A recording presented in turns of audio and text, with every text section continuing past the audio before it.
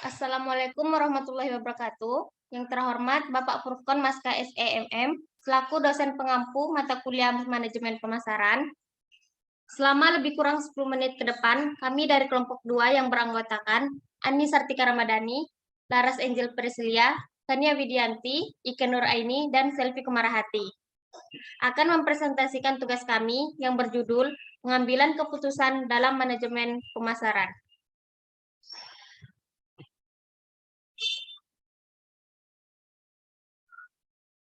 Yang pertama, pendahuluan. Pengambilan keputusan yang dilakukan oleh manajer pemasaran akan selalu berada dalam suatu lingkungan yang kompleks dan penuh dengan ketidakpastian. Keputusan yang diambil terutama menyangkut masalah produk, penetapan harga, distribusi, dan promosi. Selanjutnya yang ke B, analisa tradisional. Analisa tradisional terbagi menjadi 4. Yang pertama, mendefinisikan masalah. Manajer yang baik harus mempunyai kemampuan untuk mengidentifikasi masalah agar analisa yang dilakukan dapat lebih efektif. Yang kedua, merumuskan berbagai alternatif. Manajer harus menentukan berbagai alternatif penyelesaian terhadap masalah. Yang ketiga, menganalisa alternatif. Dengan suatu analisa, manajer diarahkan untuk mengambil kesimpulan permasalahan yang disertai dengan pernyataan untuk menentukan kebaikan maupun keburukannya. Yang keempat, mengusulkan suatu penyelesaian. Setelah melampaui tahapan, maka manajer dapat menyarankan suatu penyelesaian yang logis.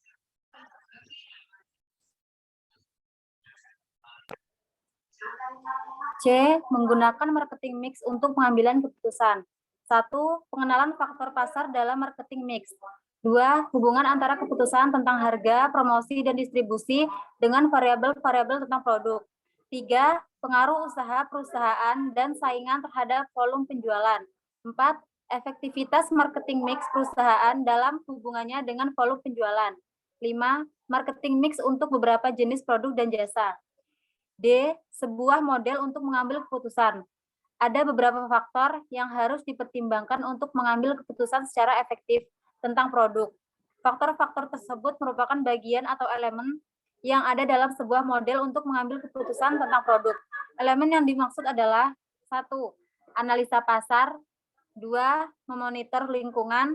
3. Menentukan tujuan produk. 4. Penerapan keputusan. 5. Mengadakan prosedur pengawasan. E. Tugas-tugas manajemen pemasaran. 1.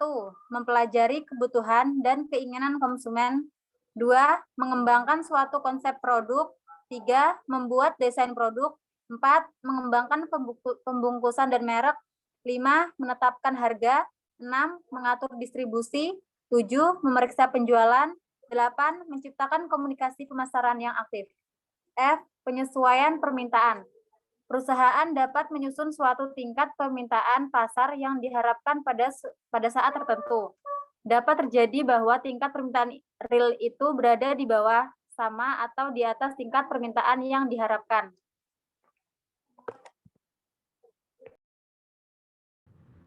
F. Penyesuaian permintaan.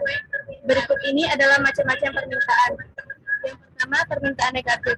Semua atau sebagian besar dari segmen pasar potensial yang tidak menyukai produk atau jasa yang ditawarkan. Bahkan mereka bersedia membayar untuk menghindarinya. 2. Tidak ada permintaan.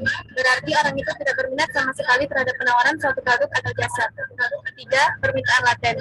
Bila mana sebagian besar orang-orang mempunyai kebutuhan yang kuat akan sesuatu yang tidak ada dalam bentuk barang atau jasa yang nyata. Permintaan ini memberikan kesempatan kepada manusia untuk mengembangkan produk atau jasa. Permintaan menurun. Suatu keadaan di mana permintaan untuk suatu produk atau jasa itu semakin besar.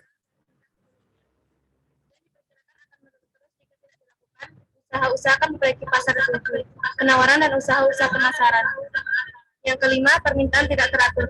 Suatu keadaan di mana pola permintaan pada saat tertentu dipengaruhi oleh fluktuasi musim atau hal-hal lain.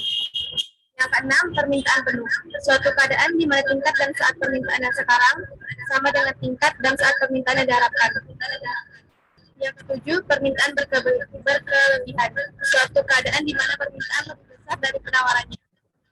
Yang terakhir, permintaan tidak sehat. Suatu jenis produk atau jasa yang permintaannya dinilai kurang baik dari segi kesejahteraan konsumen, masyarakat analisa kesempatan pasar. Yang pertama, kesempatan lingkungan. Kesempatan ini akan muncul dalam setiap perekonomian bila mana masih terdapat kebutuhan yang belum terpenuhi. Kesempatan ini dianggap sangat baik atau menentukan kalau perusahaan bisa mengisi kebutuhan yang belum terpenuhi tersebut. Yang kedua, kesempatan perusahaan. Merupakan kesempatan yang dapat dinikmati oleh suatu perusahaan bila mana memiliki keunggulan dari para pesaingnya. Kesempatan perusahaan ini muncul dalam suatu kondisi persaingan. Suatu perusahaan akan mencapai sukses bila memiliki kesempatan perusahaan dan kesempatan lingkungan di saat yang bersamaan. Perencanaan pemasaran. Perencanaan dapat mencakup suatu periode waktu yang panjang atau periode waktu yang pendek.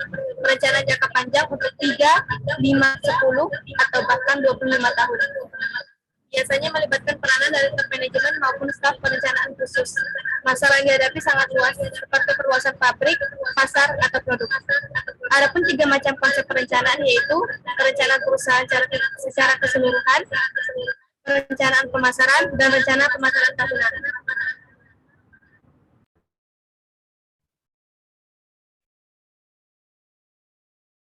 Tujuan pemasaran.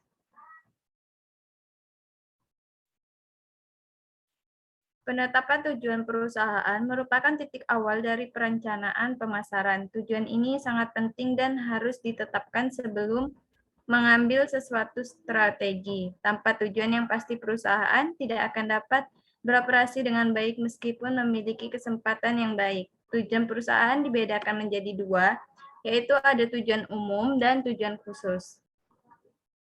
Tujuan khusus diperlukan sebagai pegangan dalam melaksanakan kegiatan untuk memenuhi kebutuhan pasar. J. Merumuskan rencana pemasaran.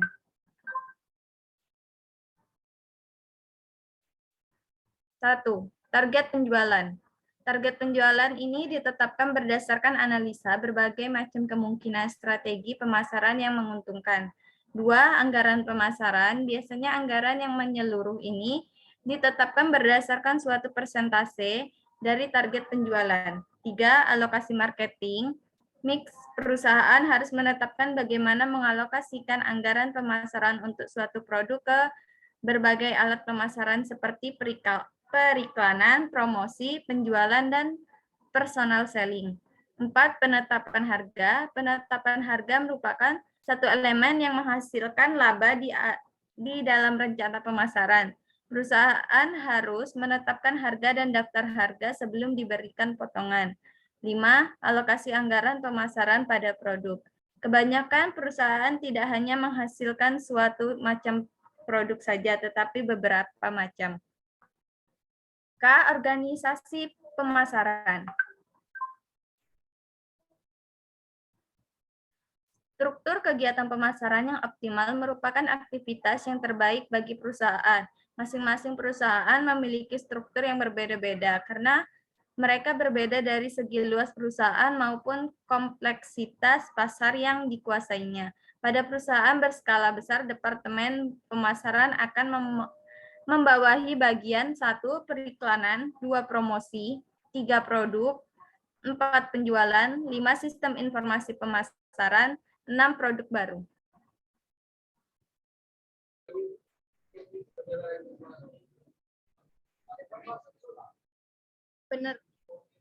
Penerapan pengendalian pemasaran. Adapun proses pengawasan yang harus dilakukan oleh manajemen ada 3 tahap, yaitu yang pertama, mengetahui apa yang terjadi.